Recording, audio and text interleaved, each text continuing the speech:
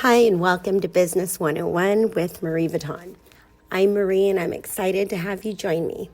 Whether you're just starting out or looking to sharpen your skills, this series is designed to equip you with the essential knowledge and tools you need to thrive, from basic terminology to starting your business. Covered. This playlist is comprised of my responses to the questions that came in when I posed the following. Give me 1 to 2 questions about business or tax that you wish you knew more about. In this video, we're going to go over entities and tax advantages, W-4, and receipts to retain.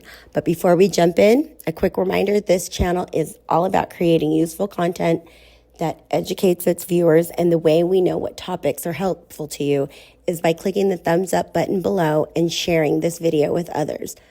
Of course, we'd love to hear from you, so drop your questions and feedback in the comments below.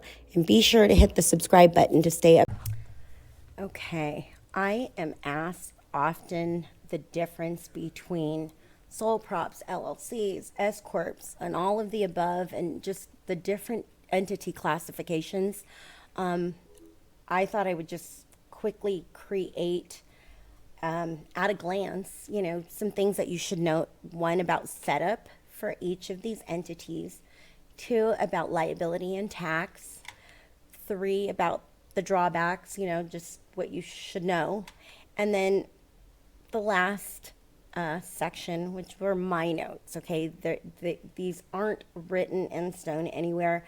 This is typically my generic rule of thumb, with the exception of the nonprofit, okay? This nonprofit is exactly how it reads from the IRS website, okay? This is for information purposes, and typically what you want to know is the sole prop doesn't offer you any protection. It's commingled. It's when you're offering a service and you're not using any special business name. You can even do doing business as, DBAs, okay? That doesn't require any special information, and you are using your Social Security for reporting income, okay? That's what you're providing to anybody that you're getting paid from, okay?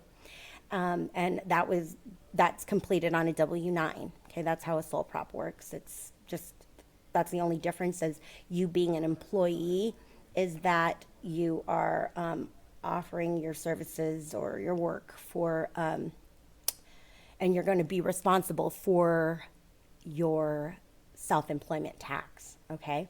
The LLC is pretty much the same as a sole prop, except it separates your business credit, liabilities, and your business accounts, right? It's your responsibility to be accounting for that separately, okay?